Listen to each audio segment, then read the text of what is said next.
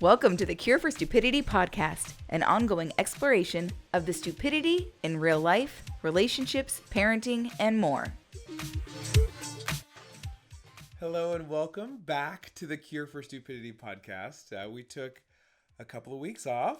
2-week unplanned vacation. Hiatus, maybe? Mental health break, I think. Yeah. So it wasn't, unplanned. But things have been really heavy these last couple of weeks. We had the election. We had the run-up to the election. We had the fallout from the election. The week-long vote counting. I really think it's just the weight of it and the emotions that I've really been struggling with. Mm-hmm. Me too. And your resiliency encourages me.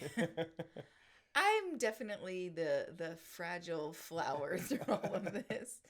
It's a lot. It's been a lot. Yeah, it's been hard, and coming into your studio, your office, to chat it through, when I don't have my own thoughts sorted out, felt fake, felt forced, felt difficult, and I wasn't even ready myself to process the thoughts, taking naps and Queen's Gambit and all the other distractions were really where my comfort zone was. So do you feel you're there now?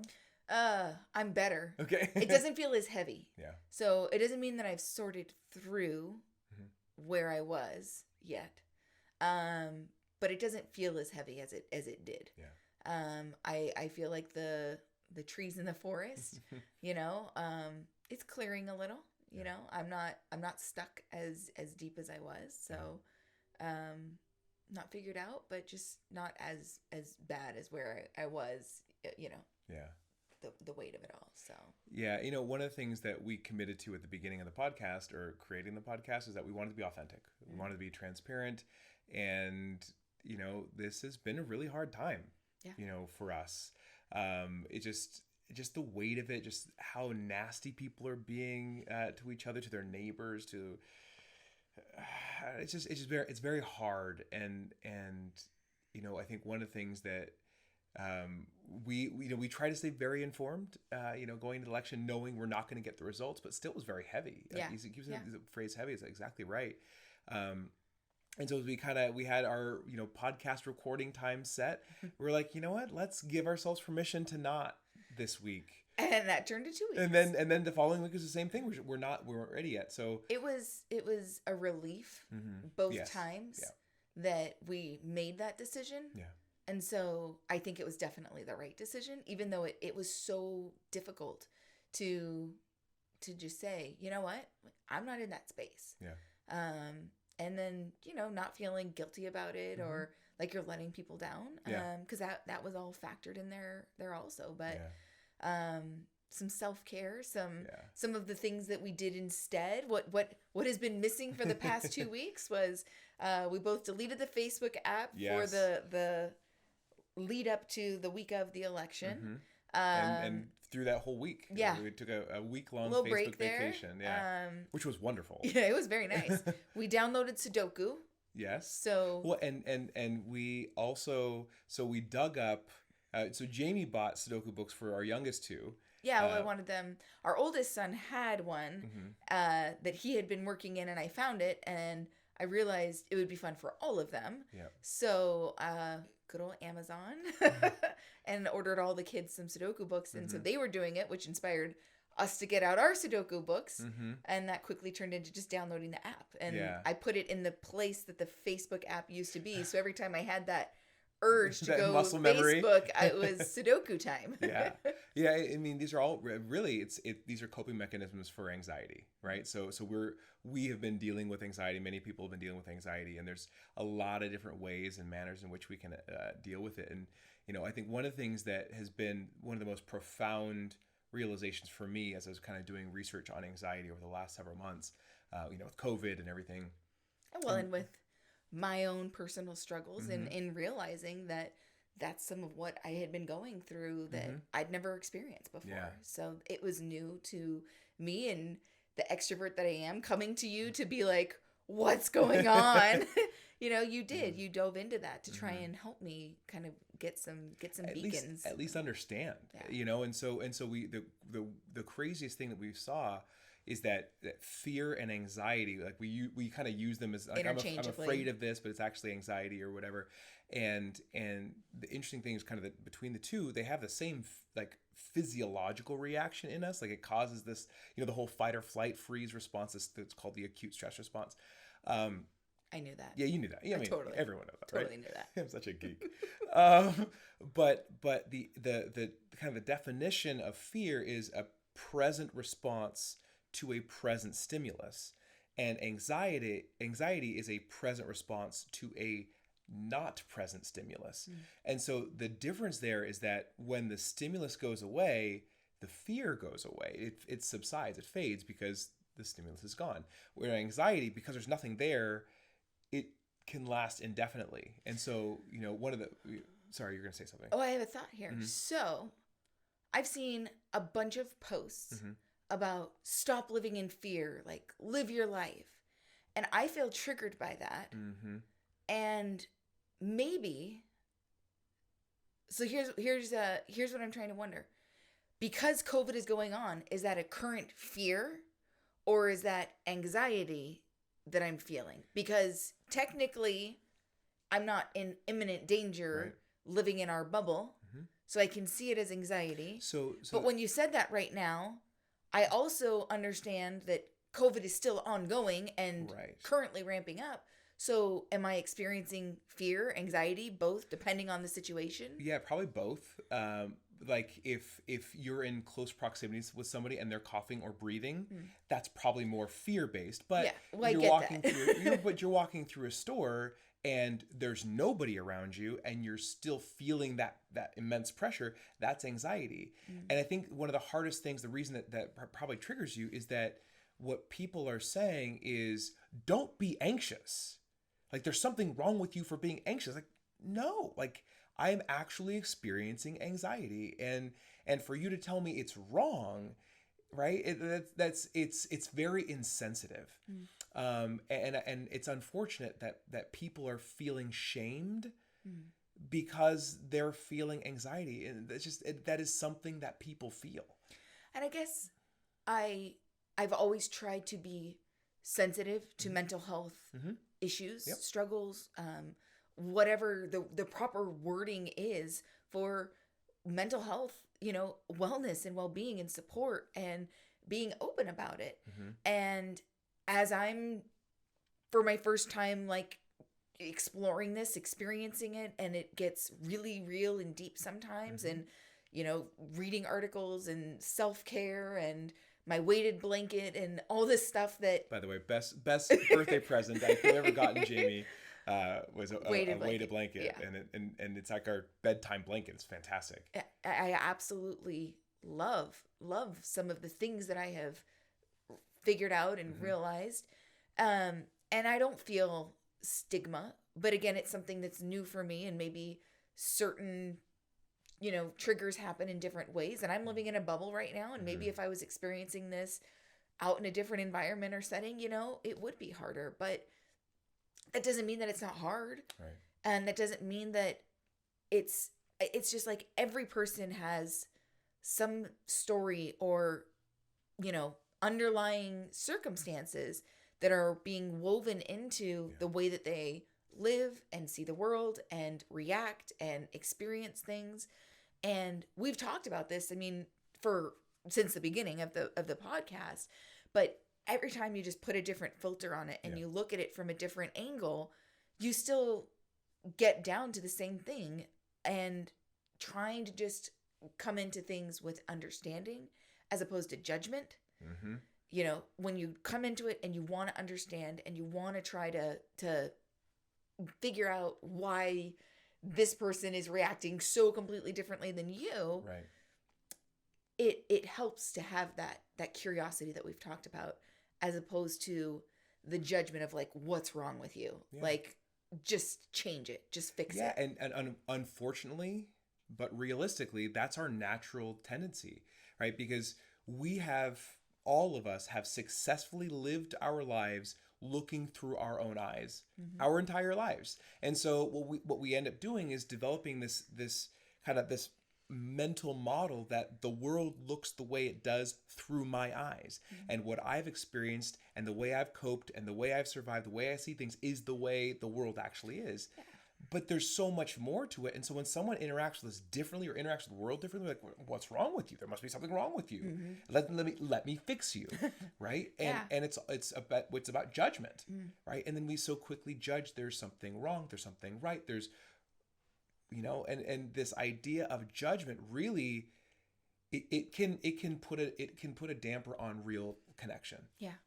And I think, just diving into that, bringing it back to what stuff we've already talked about of, white privilege and, racism. And it's like, if you've never experienced something, if you've never seen anyone else experience it, then it makes it easy to dismiss it as, that's in the past, or it's not that big of a deal, or whatever the things are that can be said about certain issues. It's funny. So just this week, I put on my when we came back to Facebook, so I put on my Facebook Cape Crusader, and I was going to go and defend the honor of somebody who was being kind of Facebook bullied, and I was kind of going back and forth with this person, and the thing that stood out to me was he said, "Systemic racism is a figment of your imagination," and I'm like, what? And that I teach that, that's what I do, is I help people understand what systemic racism is. Like, let me educate you. And I immediately jump into, there's something wrong with you, let me fix you. And then I caught myself and I'm like, wait a minute. What do you think systemic racism means? And so we literally because how could we be so far apart? And it's like, oh, we're using the same words probably to talk about different things. And so I asked him, and he's like, oh, systemic racism means that the United States is inherently racist, and people of color cannot succeed here. And I'm like, oh. And then he went on, he's like, and it means that everyone in the United States is racist, and if you disagree with that, then that proves you're racist. And I'm like, oh, got it. Now I understand why you're so... He thinks he's being called racist by the simple fact that systemic racism exists. Yes. No, yes, and he thinks that everyone is being called racist who lives in the United States because of this, and that Black people can't be successful. He put all of that into this little, 2-word phrase, systemic racism. I'm like, oh... And once I got that, it's like, oh, I understand why you would get mad if that's the definition. Anytime someone who suggests that, I would get mad at that because he's triggered. Yeah. And so it's like, oh, instead of what my natural reaction was, which is judge, there's something wrong with him, take it back to, like you said, there might be something that he's experiencing that I don't know. And when I get flipped to curiosity, all of a sudden I was able to engage with him differently. I'm like, oh, I hear you. If that were the definition. Yeah, but here's what I'm talking about. And then he was able to hear me differently because we figured that out. I think you are much better at the curiosity than I am. Diving deep into my vulnerability this week. It's hard. Yeah. It's definitely not natural for anybody probably to be like, let me understand you.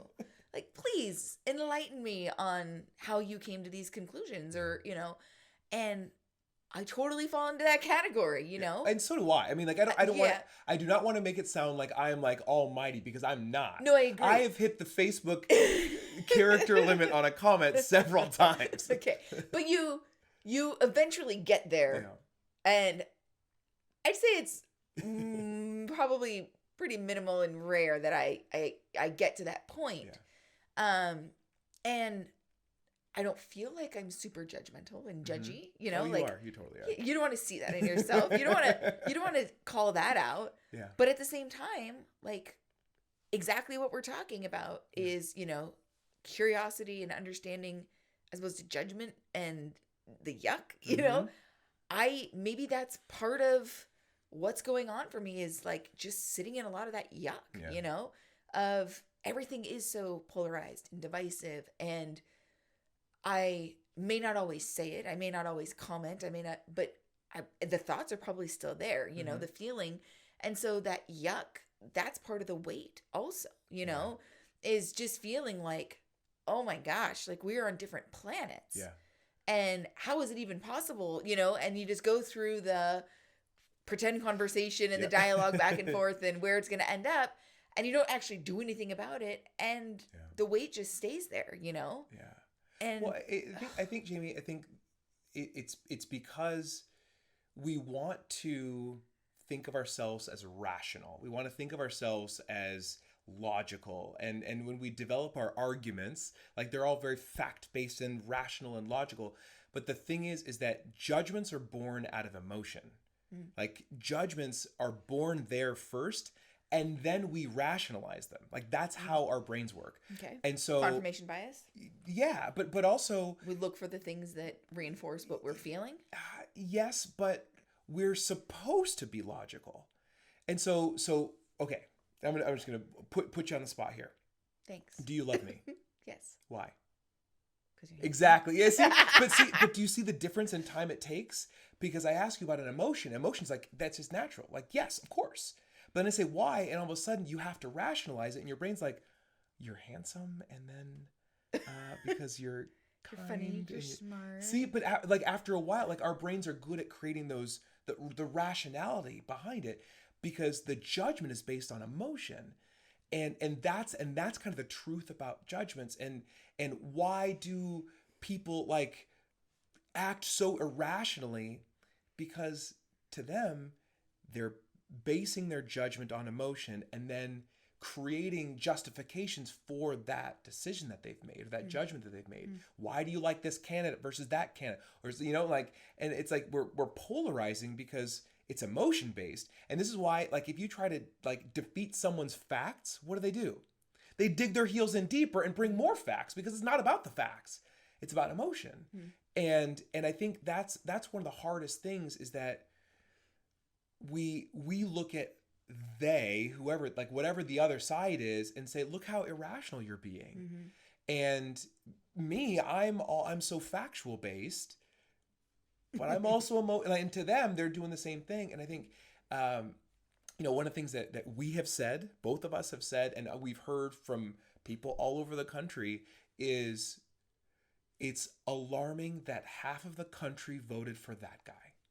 And no matter which side of it you were on. What if it wasn't alarming and it was like heartbreaking? Heartbreaking, terrifying. Yeah. Yeah. All those are emotions. Soul crushing. Yeah. Okay, good. Right. But it's all the same thing. Those resonate a little bit better for me, I'm just saying. But both sides are saying the same thing. Like how could you possibly, right? How could half the country vote for that guy? And I think that's what we're dealing with, is that it's emotion based, and then we justify with logic and reasoning, and we look at the other side and we just see, oh, look at all that emotion, that irrational emotion, right? But then we say, well, why did you vote for that guy? And they give us reasoning and logic that doesn't make any sense to us, right? Because it doesn't match with what we're feeling. Yeah. And this is one of the hardest. I hear that. I know. and one of the most difficult things was raised to us by our buddy Jeff. Yeah, book club. Yeah, and he said, imagine like the way in which we can disassociate from the reality because we want to justify. Yeah. And he said, you know, we're all carrying around these, you know, these cell phones, these smartphones, and Apple iPhones and Android phones are all made in sweatshops. And we would probably all agree that we're anti-sweatshop. And yet, every 2 years we buy a new one. And there's the disconnect, right? And so what we say is, it doesn't impact us deep enough, close enough, or whatever. So for us, it's easy to dismiss, not that it doesn't exist necessarily, but it just in our hierarchy of what of we justifications. Yeah. Which is so hard. Yeah. And I think that's, go ahead. Just to bring it back to that conversation and where it started with Jeff was talking about how I said that, you know, for the things that I fight for and for the things that I chime in on and weigh in on and get a reaction where it's like, I can't let it go. To me, those feel like human rights. Like, very basic, like, baseline, like, be a good human stuff. And that personally affect our family. Yes and no. Like, gay rights. Like, you know, there are a number of people that I love and support, and I don't have any directly tied intrinsic reason to have that belief or support. And yet it's something I feel really deeply about and very passionate about. Very strong ally, yeah. And so for me, I'm on my high horse, like, ooh. Moral high ground. This is what the baseline should be. Like, this should be standard, basic, whatever. There shouldn't be an argument. There shouldn't be another side. And when you get into the nitty gritty of why, it's like, what? Yeah. Like, how is that even a thing? And I can see when Jeff, you know, replies with, like, we can all agree that we're all against sweatshops and child labor and a human rights thing. Exactly. Yeah. And this is another human rights issue, and yet we all support it. We all, you know, allow it, and it's so hard. Yeah. It's so hard to, you know, think of everything that would make me a good human and see all the places where I'm failing. Yeah. That, it's crappy. Like, it feels like, oh, yuck. Yeah. Because then when I flip it back around to race and racism, stuff that does affect us, stuff that we've personally experienced, for the people that it doesn't affect and for the people that it, to them, it's the same to them as, you know, the sweatshops. Yeah. You know, they don't see it. It's not high enough in their hierarchy or their whatever. So to them, it's like, I'm removed enough. I'm not going to fight that back. Yeah. It's like, I don't think that's a good thing. Yeah. I'm not going to do anything about it. Yeah. It's like, I will say no to that. That's it. And that's all, you know, like, I think, you know, just the idea of, we were talking about kind of sympathy versus empathy, right? It's like, oh, instead of like actually feeling moved to action, and that's the thing, right? Yeah. And when we realize that these judgments are born in emotion first, and then we kind of justify around it, like, for us, it's very, very clear that a grown-ass man jumping out and screaming, "Move, you effing ends," to our 12-year-old son on a bicycle, like, that is not okay, and we will fight to make sure that does not happen for their kids, right? That is, and hopefully to him ever again, although that's already happened. So yeah. So like that, that's a very strong emotion. It's helped us create judgments, and now we can justify, you know, the way that we feel, the way we, you know, think and whatever. And people without that experience, they have different feelings and they have different justifications, and everything to them makes perfect sense. And like, why are you so worried about this racism thing? Like, that's in the past. Like, to them, like, we seem irrational, like just pure emotion and whatnot. And so, I think that's the weirdest thing. Like, we have this phrase, you know, why would you do that? Why did you do that? How could you possibly, all these phrases, they could be curious phrases. Why did you do that? I'm actually curious. Or why did you do that? Right. And I think more often than not, we lean into judgment. Not necessarily we, but like we as a people, right?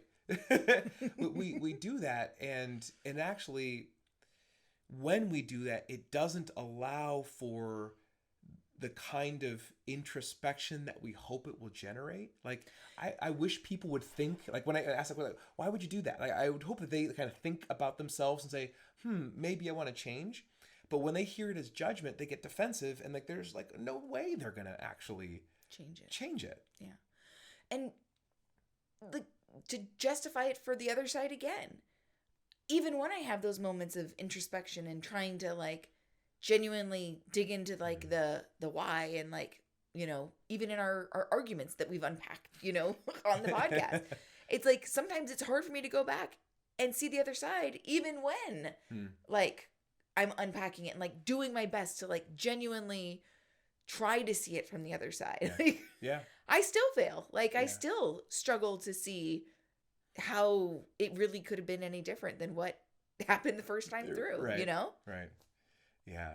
Which is normal and hard, right? That's the hard thing. It's like normal. No, but that's the thing. Like that's normal behavior. Like I do the same things. Like I think maybe because I'm an introvert and I will think about something 10 times before I say it out loud. Like must be nice. I don't know what that's like. You'll think about things 0 times before you say them out loud. But like I think about those things over and over and over and over and over again. And I'm more likely, I think, because of that process, to hear myself say, there's something wrong with her. Like, why the heck can't she see it? Or why the heck can't they? And I will hear myself saying that. I'm like, and like sometimes, like just like I was talking with the guy on Facebook, like as I got to the end of my gigantic response to him, like, oh, that's the, and so like then I kind of course corrected and reworked it, and then all of a sudden, and we ended up having that connection. I think the hardest thing is realizing that it may not matter if I'm right.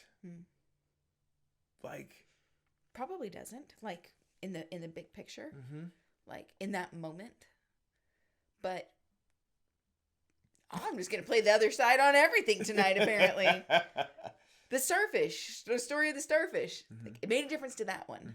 You know, I don't know if everyone knows that story, and I'm terrible at retelling jokes and stories. Okay, but I think we may have told it, but like the kids walking down the street, the beach, and there's the beach is littered with starfish because the tide went out too fast, and the man is kind of walking in the opposite direction, sees his kid bend down, pick something up, and throw it, and he says, "Hey, what are you doing?" And the kid's like, "Oh, I'm saving the starfish." And he looks up and down the beach, like the beach is like covered with millions of starfish. And he's like, "There's no way you can make a difference make a difference." And the kid picked up a starfish, threw it in, and said, "It made a difference to that one." Yeah, there it is. Yeah. So that's what it feels like to in our immediate bubble try to affect change. Am I going to be able to reach everyone? Am I going to be able to even change one mind? Probably not. Yeah. But understanding the other side, like having the vulnerability, having the authenticity, whatever the key words are that people use, just being able to say, this is why I care. Yeah. And this is why I'm passionate about it. And continuing to reiterate those phrases over and over and over, that no matter how sick people are, and it's like, oh my God, like this lady needs to get over it. It's like, no. Well, let me pause you there, because I think what you just said was really, really powerful. Is you said, this is why I'm so passionate, right? And so you're talking about that emotion. You're not saying you're wrong, and you're not saying I'm right. You're saying this is why I care, which is something that doesn't usually show up in those kinds of conversations, right? Usually it's about, let me tell you all the facts or why you're such an idiot, and that's what we usually do. But what you just said there, like, that's how you make a difference. I think that there's a good mixture of all the things in there. There's a good mixture of all of it. I mean, I'm not a one person, where I just do the same thing over and over. No, I mix it up. I spice it up. So I've definitely probably been known to do the facts. Give yourself some credit for that, because that's how you make a difference for people. Is it's not in saying, going around telling people, oh, you're a racist, but saying, let me tell you the story what happened to my family. Let me tell you why I care about this. Let me tell you why it matters that you wear a mask, because of and you tell a personal story. And that is something that makes that difference, because you get right to that emotion. I think just trying to lay it all on the table. With our contractor and the workers in the house. Yes. We were really struggling with the mask thing when they first started. They all said yes, they would do it. And then, like, every once in a blue moon, like, the nose is out, or they answer their phone and they take it off in the house, and just continually reiterating to them, like, this is really important to us. Like, this is why, and like breaking that down. And then I decided to put a sign on the door of like that constant reminder every time they come into the house. Because I get it. They come in and out of the house 100 times a day, you know, tiling and debris out and whatever else. And it's, you know, not an easy thing to remember. It's not natural. And if we're one of, you know, 5 job sites that's enforcing it, you know, heavily based on trying to maintain as tight of a bubble as we can and giving my mom a safe space and giving us time with her. And like, I will never forget when the kids got to hug my mom. Like that's beautiful. That like right there, like that is the reason, you know, like me getting to hug my mom, you know, after going without touch for 4 months for her. And so those are the things that make me passionate. Those are the things that make me feel okay to remind constantly about the mask and let them know, like, and I think they understand because I always try to say it with a smile and a friendly reminder of like, I don't judge you and I don't expect you to have the exact same, you know, standard that I have. But when you're in our house, like I'm pretty strict, you know, like, and I'll remind you as many times as I need to. And the why matters. And that's why I'm okay with repeating it 20 or 30 times. And I don't feel like they're doing it out of disrespect or spite or anything in between. So there's that human, you know, understanding in there of they're trying to understand why I'm so passionate and I'm trying to understand why, you know, it may not be natural for them. No judgment, just I'm firm. And you gotta do it this way within our house. When you go outside, when you go anywhere else, like that's on you. And thank goodness for poofs. You know, that reminds me of kind of one of the biggest stressors right now is kind of going into the holiday season. And, you know, going into Thanksgiving and Christmas and with, you know, the numbers spiking around the country. And, you know, you shared with me that, you know, it took us 10 months to hit 10 million cases in our country and then 6 days to hit 11 million. And like that was last week, by the way. So this past week we had 1 million cases in 6 days. And so it's like, as we're thinking about this, you know, unfortunately there's a lot of misinformation about the virus, and like, oh, the virus is teeny, it can get through the holes in the mask. Like, yes, the virus can, but for the virus to survive airborne, it actually gets trapped in a bubble of water and mucus and floats through the air, and that can get trapped in a mask. That's why we wear masks. And you know, pulling it down over your nose, like, it's when you exhale, not just when you cough or sneeze, but when you exhale, there's the invisible micro droplets. There are little drop. I mean, you can feel, like, you go, like, you can feel the moisture on your hand. If you exhale on your hand, you can feel. You're like, you got to wash your hand now. I know. Don't touch anything. Right, but you can feel the moisture, even though you can't see it. And so, like, putting it down over your nose and you breathe through your nose, like, there's no point in wearing a mask. Like, yes, coughing, sneezing, yes, protect yourself, cover it up. But also, the mask is for when you're exhaling, when you're talking, when you're breathing, and a lot of people don't know that. And so, you know, just if we can, you know, give any advice, just stay as safe as you can. Because it is uncomfortable, it is frustrating, it is annoying. But my ears hurt permanently between my glasses and my mask. My poor ears are like, enough. Like, seriously, leave me alone. but the interesting thing that we're seeing right now is that people were more careful in April and May than they are being right now. And now there's infinitely more threat. Infinitely more threat. I mean, just not infinitely more threat, but just you're more likely to run into somebody that is unknowingly contagious. And you know, asymptomatic. And so, you know, be as safe as you can be, and we will continue to stay in our bubble. To each their own, and to their families, just stay safe. Do the best you can. Stay safe. You know. Next week we will be here right before Thanksgiving. So we'll be getting ready for our Zoomsgiving. Zoomsgiving, doing some Zoomsgiving. I'm kind of excited to cook a very small turkey. I'm used to That's unheard of. I know, we're used to like a 15-pound bird. So. We're usually the house where we love to host, and we have a brand new house that's renovated, and it would be lovely to host, but. I think that's also some of the emotions that are feeling so heavy, kind of missing it. Like, you know, I am okay with missing the traditions. You know, Halloween went fine for us. We adjusted and we were okay. But it doesn't mean that there's not some emotions in there of like, oh, ho hum, like, all right. Well, in so your family, my family, we love family gatherings. You know, big birthday dinners and celebrations, and the big holidays are big family gatherers for our families, and I think there's a little like a little sadness, you know, a little sadness there, and as we were kind of talking with Jasmine, like sadness is is an emotion that's part of the whole basket of emotions we carry, and sadness is not bad. It's okay, like in the movie, right? The Inside Out movie, you know. But I think I need to watch that tonight. Go watch some Inside Out. Let's do that. I need to tap into all the other feelings that I'm not used to experiencing so heavily. Not anger, hopefully. Let's keep anger out for tonight. No promises. If the cork breaks on the wine bottle, there will be some anger. How about that? Does that work for you? That works. That's acceptable anger. Well, thank you for joining us in this a little extra long podcast, but we missed you. We missed this. This is one of the best things actually for our relationship. Yeah, is having these chats. It's always good.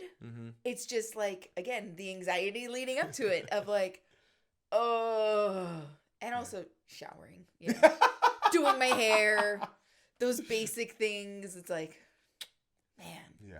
And I want to just put the totally off script, but you know, I've been noticing this really interesting. You know, we talk about gender difference. We talked about the gender difference in the last podcast, and I've noticed this very interesting gender difference.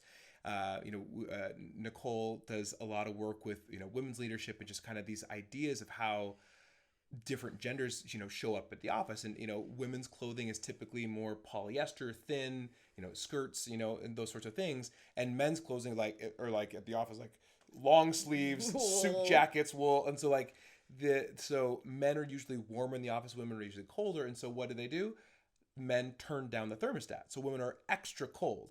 And so that's one of those differences that we don't really think about, but sometimes happens. So I've also noticed that with Zoom. And so women